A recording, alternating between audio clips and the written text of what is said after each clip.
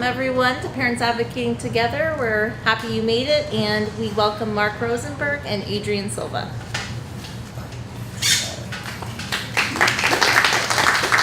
Just want to thank you guys for having us tonight and the opportunity to talk and speak to you a little bit about who we are and what we do. And tonight's topic is applied behavior analysis and supporting your family's needs.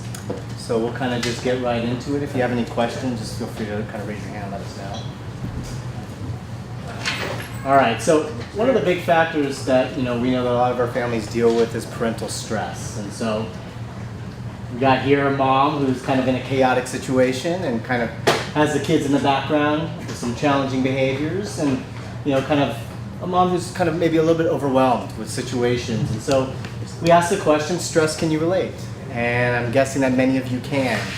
And so we move on from stress because we understand that stress is a big parameter in the way that we work with our kids and the way that parents kind of relate to their children. Here's the truth about parents and individuals with special needs.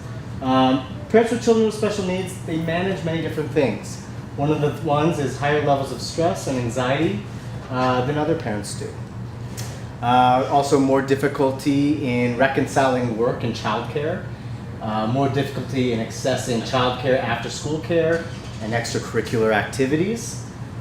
Spending considerable amounts of time learning about their child's diagnosis, what it means for their family, what it means for their services that they might get provided, what it means for extended family, and then the experiencing multiple burdens in working with educational systems.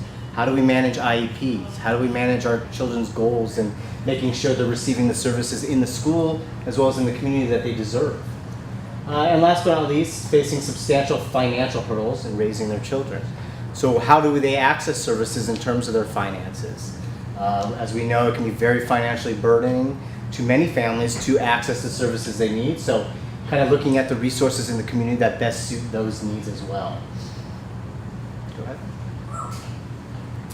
So parent stress can come from many different areas. For example, worrying about the future. What will it be like for my son or daughter? How will they relate to peers? How will they get a job? How might they get married? Will they get married someday? What will my relationship be like with my child? We go into a lot of our relationships with expectations, and as these expectations grow and develop, if something falters below it, we have a very hard time kind of adjusting our perspectives. And so one of the biggest is how we have a relationship with our child and the differences between a child with special needs and a typical child. Why does my neighbor keep calling CPS on me, right? So, and other times communities aren't helpful. So basically here it's your child's having a tantrum. Parents in the community might not understand what that looks like, why they're having a tantrum. Why aren't you parenting your child differently? Why can't you stop, Billy or Sally from getting up off the floor and banging their head? There is a misunderstanding and misconception about what a tantrum looks like and what it means to a family. And the bigger question for parental stress is we get a lot is it my fault?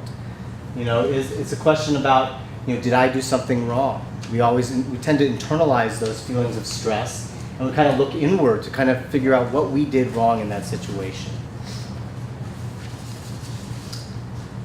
So some of the topics of interest that I kind of researched in my own thesis that I wrote in my master's program, which was Perspectives of Counseling and Marital Conflict and Parental Stress, Raising Kids with PDD, or Pervasive Developmental Disorders. And one of the big interests of my topic area was grief and loss of the typical child. And what this means is that we come into our, like I mentioned before, relationships and marriages and into, wanting this idealization of what a typical child looks like. And really there is no such thing as a typical child. Each child has different personalities, different abilities, different ways that they relate to the world. And so, but for a lot of parents, it's really grieving the loss of what that idea that they had for their own child was, and kind of looking at the new perspective of a child that has these special needs and how they will relate to that child. Another area of interest is coping skills. So how parents relate to their children in terms of how they cope. So both versus faulty versus positive coping skills. And now we all have faulty versus positive coping skills. What does that look like? Well, faulty coping skill might be, going out and drinking, or using some type of substance to kind of manage that stress. Maybe it's arguing with your husband or your spouse about the right ways of parenting. Maybe it is avoiding a situation when your child is tantruming, letting them tantrum and just leaving the room. Versus more positive coping skills, which might be better communication skills, not only with your spouse but with your child and your siblings and your extended family. Finding support groups in the community that can best suit your needs. Finding those supports that are best suited in your own home environment, and how different services can help you kind of alleviate some of that stress that you might have a burden of on a daily basis. And then there's the idea of parental and marital identities. So we all take on these identities as we kind of come into relationships, both marriages and as a parent. And these identities are something that consume us. We kind of take this perspective of who we are and what it means to be not only a husband or wife in terms of roles, but also as a parent, and what these identities mean for ourselves. And a lot of times these identities need to shift with the changing of the perspective of raising a child with special needs, and the different types of needs that come along with that, the different perspectives of how to manage and how to create a better and a more healthy environment for not only the family, but for the child to be raised in. So some of the faulty coping skills, something that is readily used in the psychology world, is the idea of fight or flight. And these are typically known as broken habits. And each gender difference kind of takes a role in that. So men and women, or husbands and wives, have a different way in which they kind of fight or flight. Fight being kind of going towards the problem and maybe using faulty skills in attacking it in a way. Or the flight response, which are natural responses. The flight response maybe being the idea of removing yourself from a situation because you're unaware of how to manage the situation, unaware of the strategies and skills necessary to kind of handle your child's challenging behaviors or developmental delays. And then the idea of the gender roles. What does it mean to be a male versus a female? And what does it mean to be a husband versus a wife? And how those different roles take shape and form in the way that we respond to our children and their needs. And then the idea of social isolation, kind of this perspective of withdrawal and escape. So, typically what we see in families that do have children with special needs is when the challenge of the behaviors is overwhelming, parents kind of get used to the idea of staying in more of a comfort zone. So they will not typically go out in the community. Maybe based on an experience of a child having a severe tantrum in a public place where they felt embarrassed or ashamed, or somebody might have criticized them for their inability to control the behavior. So we tend to see parents utilizing social isolation as a way to kind of cope in a very faulty way. So now let's take a look at a little bit more of a positive aspect in the way that we can cope. And one way is positive reframing. And this is basically just looking at a situation in a more positive light, reframing a situation from a negative to a positive. So, for example, potentially looking at a situation where your child is again, I'll go back to the example of a store. And we've all kind of experienced this on a Sunday. You go into maybe a Target and there's a child tantruming and crying, and the parent is struggling so hard to kind of calm that child down. And so a better way of looking at this might be, instead of trying to avoid that situation further in the future, reframing that for yourself as this is an opportunity to get the help and the services you need to better help yourself in that situation, to help your child learn replacement skills that are going to better suit them for their future, and to better equip yourself with another opportunity to go back out into the community and really tackle this problem and challenge yourself with that support to see it more of in a positive light as a growing experience. And then emotional regulation. Basically learning how to regulate your own feelings, your own stresses, learning relaxation strategies, finding emotional balance in terms of your positive and negative thought patterns, finding ways to cope in terms of your own kind of personal activities that create stress relief. That might be going to the gym, that might be reading a book, that might be taking a walk, that might be anything that works for you to allow yourself some space and some boundary, is a word we use, to create some emotional distance between the situation, which might be an over-excessive tantrum, it might be some difficulty with potty training, it might be an argument you had with your husband over, or wife, potentially with the difficulties in an IEP, Whatever that might be for you, it's about finding an emotional balance and distancing some boundaries that are healthy for emotional regulation. And one of the most critical ones that we kind of look at is social support. I can't kind of stress this enough. Finding social support, finding those community resources such as an organization like Tonight with Pat, finding those access points, those people in the community that you can connect with, that share similar situations with you, that can be there for you to lean on when you need them the most, that will help you out of that social isolation and more into an area of comfort and connection.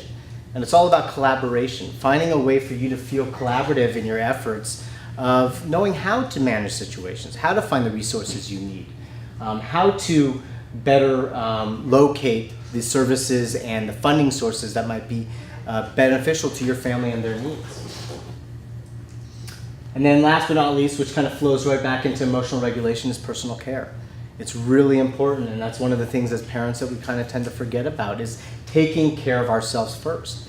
We play an integral part in our child's growth, and a lot of times our kids pick up on our own anxieties, our own stressors, our own discomforts. And so it's very important for us to be able to help our child to develop and grow and create behaviors and a lifestyle of independence that we seek to provide at a more beneficial level, that we also look at ourselves and make sure that we're taking care of ourselves in a very healthy way as possible.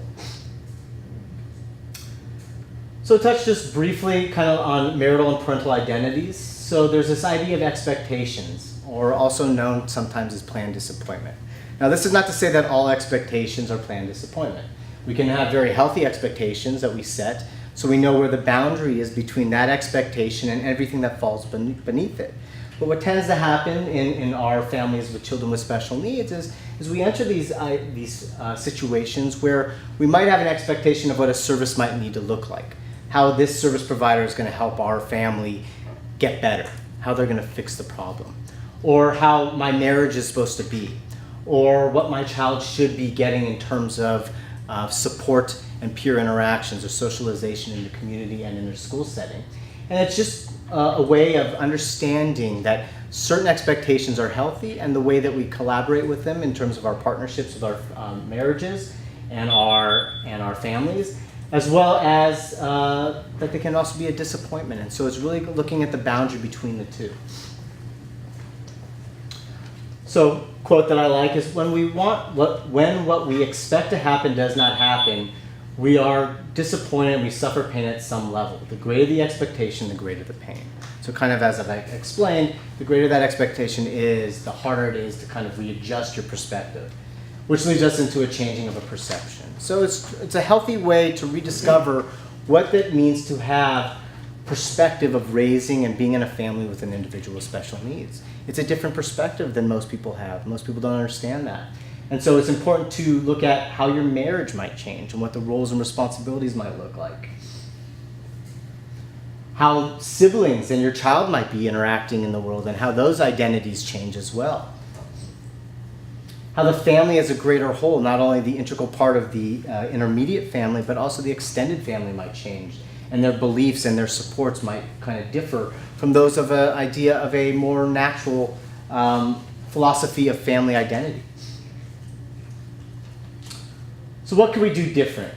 One of the first things that we do, and as I mentioned before, is communicate and collaborate openly about what's working, what's not, and create consistency. We call it the 3 C's. Opening the line of communication that's functional and healthy and appropriate, where we're able to share our feelings and know how to express those things that we really want out of the relationships. That's also the relationship with your child, your relationship with your service providers, your relationship with your husband or wife, your relationship with your parents and your extended family, and all those supports that you kind of you surround yourself with. And how you can use those supports to collaborate and create a level of consistency for your child. So take the time each day to breathe and do something just for you, as we talked about with personal care. Use your family as a support, so coming together. It really is an opportunity to look at this as, again, from a positive reframing standpoint, how we can come together and unite rather than separate. And I think then the idea of setting realistic roles and responsibilities for each member in the family. What does it look like for whoever's going to kind of take the primary role as caregiver? Is mom and dad going to have differing levels of support in terms of how they work with their child? Are the siblings going to be involved in services? Are they going to help support their brothers and sisters at certain levels? So I think it's very important to set and make a plan about what those roles look like and identify those roles and how those responsibilities might shift. And then prioritize, like I mentioned, prioritize with your family those goals. I think, again, setting a plan. If there's goals in place, setting a plan allows for a lot of that anxiety that comes with the unknown and change to be lessened. And so setting a plan and prioritizing your family's goals really sets a precedent for where you can move forward into the future. And bringing it all together, it's really about working together as a team. You really are a team as a family. It's about the family system. It's not just one person in that family. And so working as a team really lessens a lot of that stress level because it makes you not feel as one individual, but like you have a natural support system that surrounds you. So one of the big things is you got to do your homework. And how do we do this? So we connect with your child's educational team. So in other words, talking with your teachers, school psychologists, principal, aides. If you have ABA services, talking with your clinical supervisors, your one-on-one staff. If you're working with your physicians, bringing as many case managers, bringing as many people together to connect with the educational team. Collaborate with your team to find the right group of professional supports that can meet your family's needs, and that's very important. This is about meeting your family's needs. This isn't about meeting a general typical idea of what a family needs. It starts with what your family needs, and each dynamic in a family is different. And so what one family needs is completely different than what another family needs. So it's really identifying what's important to you and how we could provide the most support for that. Some of the types of supports to consider would be ABA therapy, in-home or community-based, educational programming, occupational therapy, physical therapy, speech and language therapy, the types of doctors that you might need support from, including neurologists, developmental pediatricians, specialty dentists, individuals and couples and family counselors, and respite care. And one of the primary ones, respite care, really allows that personal relief and personal care for parents to kind of allow themselves a break. Give yourself a break. It's very important. So now I'll bring in Adrian Silva to talk a little bit more about what ABA looks like. Thanks, Mark. So I think Mark did a really good job setting us up for the different types of supports we need. And our agency does provide one type of support, applied behavior analysis listed up there. We also provide, thank you. What was the other? We did marriage, family counseling. We do private therapy and counseling as well. So simply, what is applied behavior analysis? We're looking at the process of systematically applying interventions based on the principles of learning theory to improve socially significant behaviors to a meaningful degree and demonstrate that the interventions employed are responsible for the improvement in behavior. It's a really long definition. ABA is actually looking at a child's behavior, identifying what behaviors are good and what are not good, and increasing good ones and decreasing the bad ones. We also identify what feeds the behavior, and we stop feeding the behavior. So we do a lot of things in ABA. It's not just for kids with autism, which is a common misconception.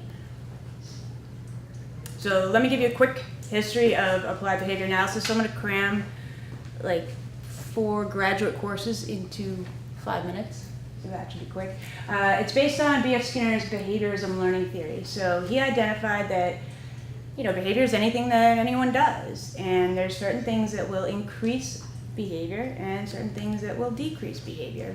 Usually if we want to get a soda out of a vending machine, we'll put $1 in and hit a button. And if we keep getting a soda, and every time we want a soda, we hit that button, we get one, we're more likely to use a vending machine. If we put our $1 in and hit the button and it doesn't get a soda, then we're not going to engage in that button pushing anymore, on that vending machine at least. The researchers at the University of Washington began applying the science to human problems in the 1960s. Missing an S. Ivar Lovaas standardized teaching interventions based on the principles of behavior and published the first articles on therapeutic treatment of autism in 1965. There's actually a lot of these research articles, and ABA became synonymous with autism treatment after those studies. So this was the time where you hear about that really meaningful study where they took 40 children from an institution and were able to get them into mainstream classrooms. And that was when autism was known as childhood schizophrenia, and it seemed to have really profound results. And it really does, if it's done the right way. But it's not just for autism. It's used to treat all sorts of other human problems like organizational issues in business, health and medical problems, and animal training. So we use it across the board. In fact, I'm sure a lot of us are under some scheduled reinforcement right now. I know I keep going to work because I'm on a fixed interval schedule of a paycheck. I keep getting paid every 2 weeks, so I keep going back. Yeah. So who is supposed to be doing this ABA? Board certified behavior analysts are the providers you want to look for when you are finding an ABA provider. What is a BCBA? That is one who conducts descriptive and systematic behavioral assessments, functional analysis, and provides behavior analytic interpretation of the results. So we speak in a really weird way as behavior analysts. One of the jokes that always goes around is behavior analysts love talking to other behavior analysts. So we'll have a lot of terminology that's not friendly. So when we describe something, we want to use terms that are very objective, they're measurable, they're observable. So this is what we should be interpreting results as well. So we're not going to say something like a lot of what Mark said earlier is not behavior analytical, but I'm not saying it's not a valid field. I'm just saying it's not typically what we would do as behavior analysts. We want the numbers, we want to show improvement, and we want to know why. So we also design and supervise behavior analytic interventions. So while the staff is working with children, or we have people that are getting trained, the BCBAs are on site looking at all of these different things and making sure they're done appropriately. We effectively develop and implement appropriate assessments and intervention methods for use in similar situations for a range of cases. So we can, we'll develop one plan, and if that seems to be pretty good, we'll use it in other situations. If it seems to be effective, we'll adapt it to be used other places. We're also responsible for teaching others to carry out ethical and effective behavior analytic interventions based on published research and design and delivered instruction in behavior analysis. So when we do this, we need to make sure that we're taking consideration to the person's human rights and making sure that we're using something that's effective and proven. So we're not going to go in there unless science is completely backing us up. So we can't recommend certain things like a hyperbaric chamber or other unproven methods to treat disabilities. We'll go in there and we'll only recommend the stuff that we know works. We also supervise the work of board-certified assistant behavior analysts and others who implement behavior analytic interventions. So what the requirements are for a BCBA are you have to have a master's degree, you have to be supervised in the field for 1,500 hours. So that's about 2 years.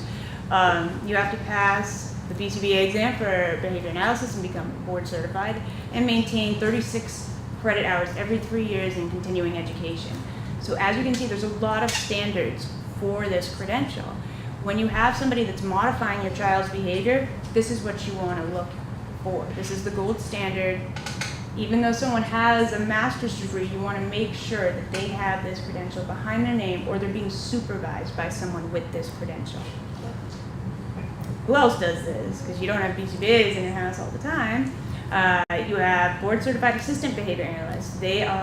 They can do behavioral assessments and interpret the results and design interventions as well. They're able to teach others to carry out interventions and supervise the behavioral technicians once the BCBA BCABA has demonstrated competency with the procedures involved under the direct supervision of a BCBA. And their requirements are that they have to have a bachelor's degree and specific ABA coursework. 1,000 hours of supervised field work. They have to pass the BACB exam for behavior analysts. I think it's like 20 questions less than the other exam. You just don't need the master's. And then you have to be supervised by a BCBA during their work. So throughout their career, there's another certified person watching them and making sure that they're implementing the right stuff. And then your everyday paraprofessionals. This is a new credential. It's a registered behavior technician. So these are the individuals that are coming into the home on a regular basis.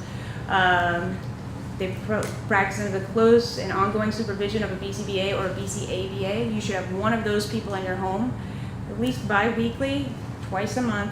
One of the BCBA or the BCABA need to be there to supervise your paraprofessionals. They're primarily responsible for the direct implementation of skill acquisition and behavior reduction plans developed by the supervisor. And they may also collect data on certain types of assessments, but they do not design interventions, write plans, or assessments. Their requirements: they need a high school diploma, 40 hours of training by a BCBA, and they still have to pass a competency test administered by a credentialed person. So ABA, we have a problem, we solve it. So we can fix a lot of stuff with help. So our basics: when we look at behaviorism, we need a couple of things. Number one, we want to figure out what the behavior eats. So it's going to eat one of these 4 things. Anything that anyone does falls into one of these 4 categories. And I can see everyone sitting here being like, wait, what category does this fall into? Oh wait, I did this yesterday, what category is that? And if you look at it and kind of analyze it long enough, you'll find out that it does actually result in one of those 4 categories.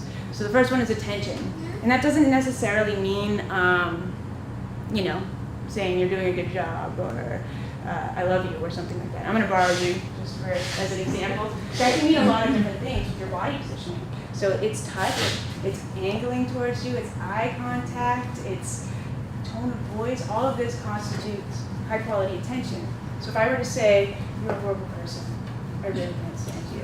But if I did this, you're great. Which one would you prefer? There's a difference with the high quality attention versus the low quality attention. But you're a nice person, I know you are.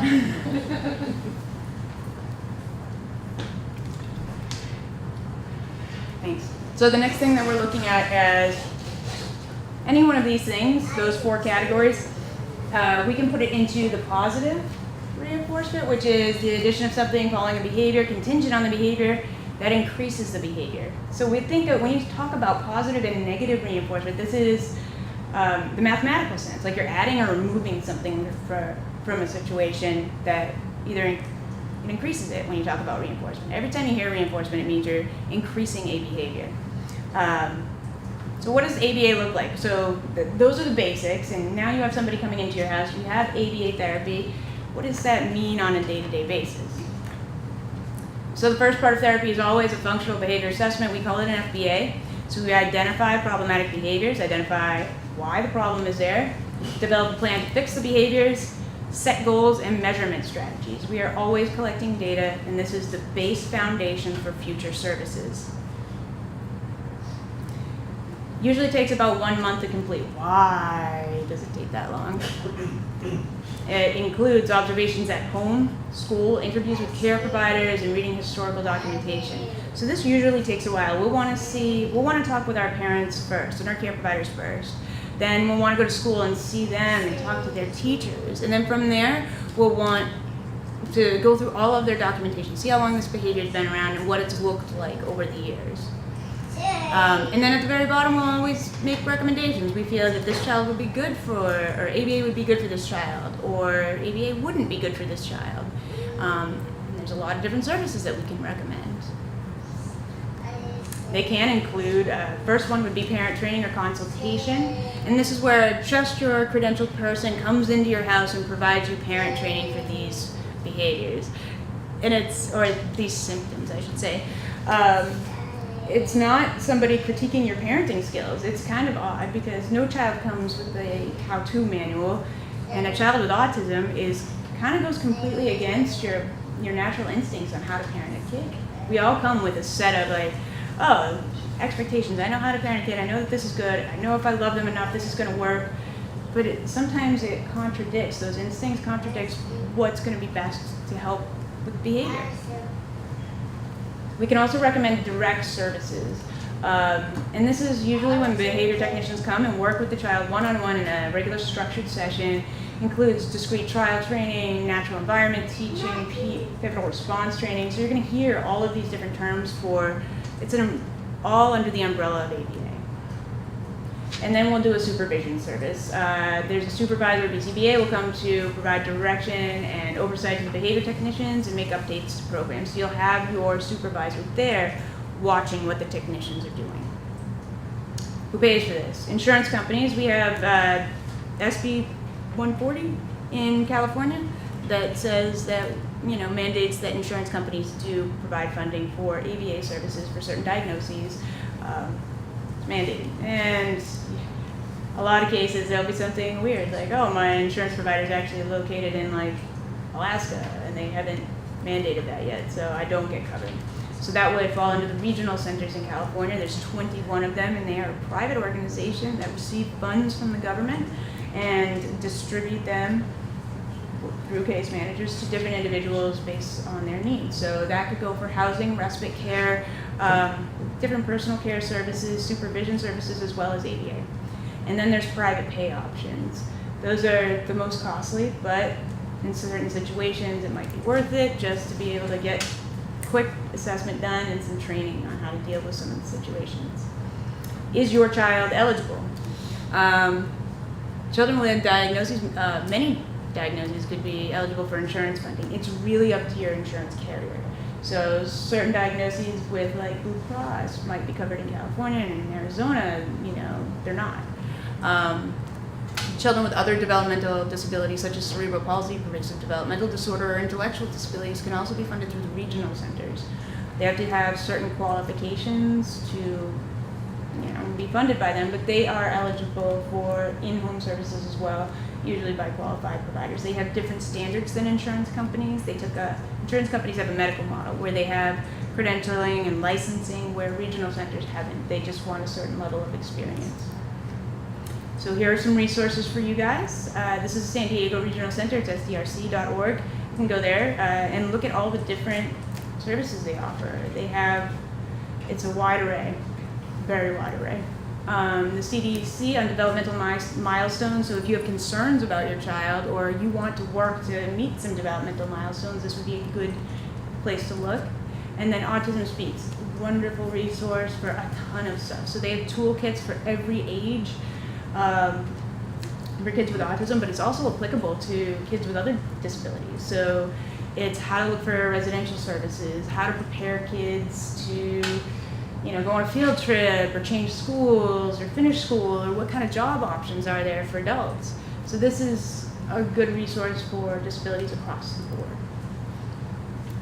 So I'll have Mark come back up here, and if you guys have any questions or comments for us, that would be a great time. Any other questions? Well, thank you for having us. Yeah, We thank you. appreciate it. And for any sports, you guys can contact us. Yeah, we have some information over there, our cards, and yeah. Thank you.